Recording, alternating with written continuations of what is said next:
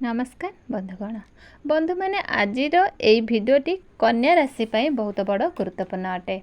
आज भिडियो आमे माने जानिबा कन्या राशि 2024 सेप्टेम्बर मासटी किपरि रहिबो।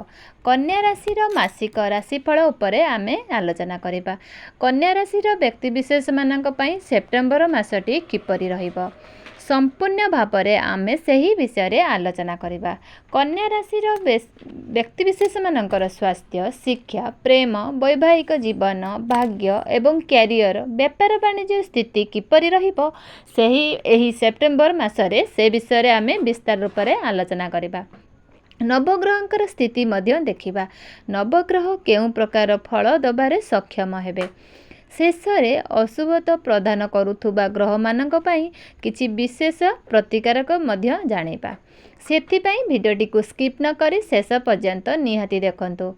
तेबे आसंतु आरंभ करिबा एही कार्यक्रमटी को जन्म राशि एवं चंद्र राशि उपरे आधारित अटे।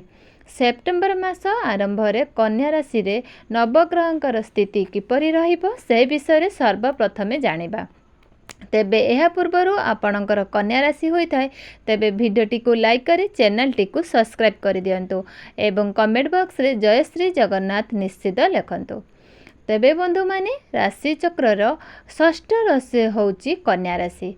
तो सेप्टेम्बर मास आरंभ रे आपणक उपर कुंडलीर प्रथम भाव रे अछंती शुक्रंक सहित केतु, षष्ठ भाव रे अछंती शनि, सप्तम भाव रे अछंती राहु, नवम स्थान रे अछंती गुरु, दशम स्थान रे अछंती मंगल एवं आपणकर द्वादश भाव रे अछंती सूर्य एवं बुध। तेबे आसंतु सर्वप्रथमे जानि नेबा आपणकर स्वास्थ्य किपरि रहिबो एही सेप्टेम्बर मासरे। तो बंधु माने कुंडलीर प्रथम भावटी होइथाय आपणकर स्वास्थ्यर भाव, आपणकर इम्यूनिटी सिस्टम रो भाव। आपणकर प्रथम भावर स्वामी होउचंती बुध एवं बुध आपणकर द्वादश भाव रे सूर्यंक सहित विराजमान अछंती एवं 23 सेप्टेम्बर को आपणकर बुध प्रथम भाव को चलन करिवे। जे पर्यंत बुध आपणकर द्वादश भाव रे अछंती अर्थात 23 सेप्टेम्बर पर आपणकर स्वास्थ्य प्रति ध्यान देबार अछि। कारण द्वादश भावटी होइथाय आपणकर भल बोली विचार करा जाई न थाए। द्वादश भावटी होइथाय आपणकर हॉस्पिटल भाव, खर्चर भाव। जेतेबेले भी आपणकर राशि स्वामी षष्ठ, अष्टम एवं द्वादश भाव रे होइथांती सेतेबेले आपणकर स्वास्थ्य जनित समस्या मध्य आसीथाय। स्वास्थ्य को नै आपण खर्च मध्य बढ़ी थाए, आपणकर इम्यूनिटी सिस्टम डाउन भी होई जाए। तो 23 सेप्टेम्बर पर्यंत आपणकर बुध द्वादश भाव रे रहिबे। एबे आसंतु जानिबा आपणकर शिक्षा क्षेत्र किपर रहइबो ए 2024 रे। बंधु माने आपणकर शिक्षार भाव होइथाय पंचम भावर अधिपति होउछंती शनि। शनि आपणकर षष्ठ भाव रे विराजमान अछंती एवं से निजर स्वराशि रे वक्री अवस्था रे अछंती, जहा कि 14 नवंबर पर्यंत शनि वक्री अवस्था रे रहिबे। आपणकर से पर्यंत पंचम भावर फल मध्य प्रदान करिवे, जहा फल रे पाठ पढ़ार स्थिति आपणकर बहुत भल रहिबो। मात्र बुध आपणकर द्वादश भाव रे अछंती, जहा फल रे आपणकर बुद्धिमत्ता एवं आपणकर मेंटालिटी टिके वीक रहिबो। एहा परे आपणकर पाठ पढ़ार स्थिति मध्य भल रहिबो, कारण शनि वक्री होई आपणकर पंचम भावर प्रदान करिवे। आपणकर मन अल्प किछि डाइवर्ट होई पारे। एहा परे भी आपणकर कोनोसी एग्जाम अछि तो सेथिरे आपणको शुभ फल प्राप्ति हेबो। जदि एई मासरे आपणकर एडमिशन नबार अछि किंबा पाठ पढ़ा को नै कोनोसी डिसिजन नबा को चाहुचंती तो एई मासटी आपणको बहुत भल रहिबो। विशेष करी 23-24 सेप्टेम्बर परे आपणको पई समय आउरी शुभ रहिबो। एबे आसंतु जानिबा आपणकर प्रेम जीवन किपरि रहिबो एही सेप्टेम्बर 2024 रे। तो बंधु माने कुंडलीर पंचम भावरटी आपणकर शिक्षार भाव हेबा सहित पंचम भावर मध्य आपणकर प्रेम जीवनर भाव, आपणकर संतानर भाव। आपणकर जेकोसी पंचम भावर अधिपति होउछंती शनि, जे कि आपणकर षष्ठ भाव रे विराजमान अछंती। शुक्र मध्य आपणकर प्रथम भाव में निज अवस्था अच्छा शुक्र केतु सहित आपणकर प्रथम भाव में नीच स्थिति अच्छा मंगलंकर दृष्टि मध्य आपणकर प्रथम भाव उपर रहुछि तो आपण निज क्रोध उपर नियंत्रण रक्षा करंतु। एबे आसतु जानिबा आपणकर वैवाहिक जीवन किपरि रहिबो एई सेप्टेम्बर 2024 रे बंधु माने आपणकर माने सप्तम भाव होइथे आपण वैवाहिक जीवन भाव एवं जीवन साथी भाव सप्तम भाव रे विराजमान अछंती राहु 18 वर्ष पर राहु आपणकर सप्तम भाव रे विराजमान अछंती तो बहुत दिन धरी राहु आपणकर सप्तम भाव में रही आगु मध्य अनेक समय पर्यंत राहु आपणकर सप्तम भाव में रहिबे 1.5 वर्ष आपण राहु सप्तम भाव में रहिबे कारण राहु प्रत्येक राशि रे 1.5 वर्ष धरी रही थांती राहु आपणकर सप्तम भाव में रही आपणकर वैवाहिक जीवन रे कन्फ्यूजन सृष्टि करूछंती छोट छोट कथा को नहीं आपणक मध्य रे आग्रुमेंट हेबो मात्र गुरु आपणकर नवम स्थान रे अछंती एवं गुरुଙ୍କ संपूर्ण चेष्टा करूछंती जे वैवाहिक जीवन को ठीक ठाक रखिबा पई मात्र जेहेतु राहु आपणकर सप्तम भाव में रही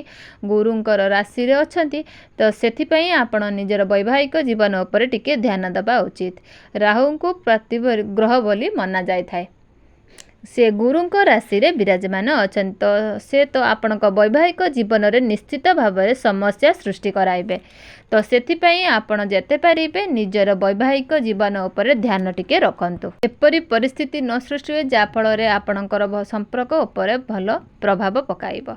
एबे आसंतु जानिबा आपणकर भाग्य कैरियर एवं व्यापार वाणिज्य स्थिति किपरि रहिबो एही सेप्टेम्बर 2024 रे तो बंधु माने कुंडलीर नवम भावटी होता है आपणकर भाग्यर भाव दशम भावर होता है आपणकर क्यारियर भाव कार्य क्षेत्रर भाव तो बंधु माने आपणकर भाग्य स्थान रे विराजमान अछंती गुरु एही मासरे आपणकर भाग्य बहुत भल रही मात्र सबुठारु अधिक भल रहउची 18 सेप्टेम्बर परे जेतेबेले शुक्र आपणकर द्वितीय भाव को चलन करिवे कारण आपणकर भाग्य भावर अधिपति होउछंती शुक्र एवं शुक्र आपणकर द्वितीय भाव को चलन करिवे एवं द्वितीय भावटी आपणकर शुक्र स्वराशिर भाव जा फल रे कि आपणकर भाग्य बहुत भल रहिबो प्रत्येक कार्य रे आपणकर सौभाग्य सबध्य साथ देव भाग्य सहित जड़ित प्रत्येक कार्य रे आपनको सफलता मिलिबो जदि आपण कौनसी इन्वेस्टमेंट करने को चाहूँगी ट्रेडिंग करचंती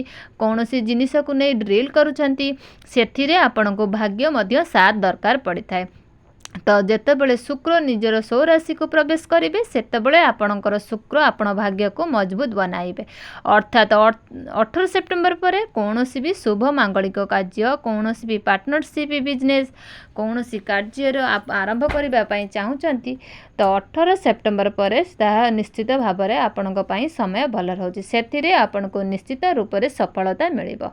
एबे आसंतु जानिबा आपणकर क्यारियर किपरि रहिबो एही सेप्टेम्बर 2024 रे तो बंधु माने कुंडलीर दशम भावटी होता है आपणकर क्यारियर भाव आपणकर दशम भावर विराजमान अछंती मंगल एवं आपणकर दशम भावर अधिपति होउचंती बुध आपणक द्वादश भाव को विराजमान होउचंती मंगल आपणकर दशम भाव में रहिचंती जे कि आपणकर अष्टम एवं तृतीय भावर अधिपति अटंती तो यही समय रे मंगल आपणकर कार्यभार को बढ़ाइबे आपणकर स्ट्रेस को बढ़ाइबे यही समय रे आपणकर निज इच्छार कार्य करने को पसंद करेंगे एवं यही समय रे आपण जदि कौनसी कथा कहती से तांको हिसाब रे काम करने को कहती तो यही सब आपण को आद्य पसंद आसीबो नाही मंगल आपणकर दशम भाव रही आपणकर एनर्जी को प्रदान करेंगे मात्र जेहेतु दशम भावर अधिपति द्वादश भाव में अछंती सेथिपई आपणकर स्ट्रेस मध्य बढ़िबो एही समय रे आपण आग्रुमेंट करने को बंचिबा को चेष्टा करंतु काहा सहित अजता जुक्तितर्क करंतु नाही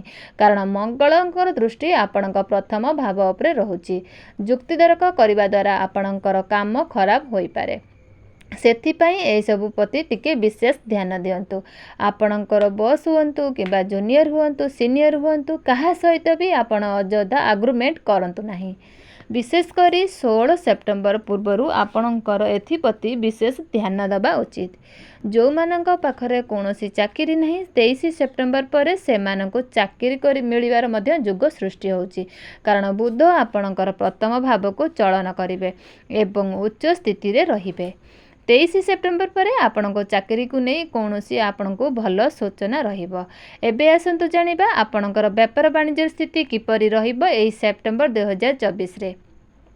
तो सप्तम भावर होता है आपणकर व्यापार वाणिज्यर भाव एवं आपणकर सप्तम भावर विराजमान अछंती राहु। राहु आपणकर व्यापार वाणिज्य खर्च टिके अधिक होई पारे। आपणकर व्यापार वाणिज्य बहुत भल भी रहिबो मात्र 20 सेप्टेम्बर पर। जेतेबेले बुध 23 सेप्टेम्बर को आपणकर प्रथम भाव को चलन करिवे ता पूर्वरु ही आपणकर व्यापार वाणिज्यर स्थिति ठीक होई जिवो। मासर आरंभ रे आपणकर व्यापार वाणिज्यर स्थिति किछि उत्थान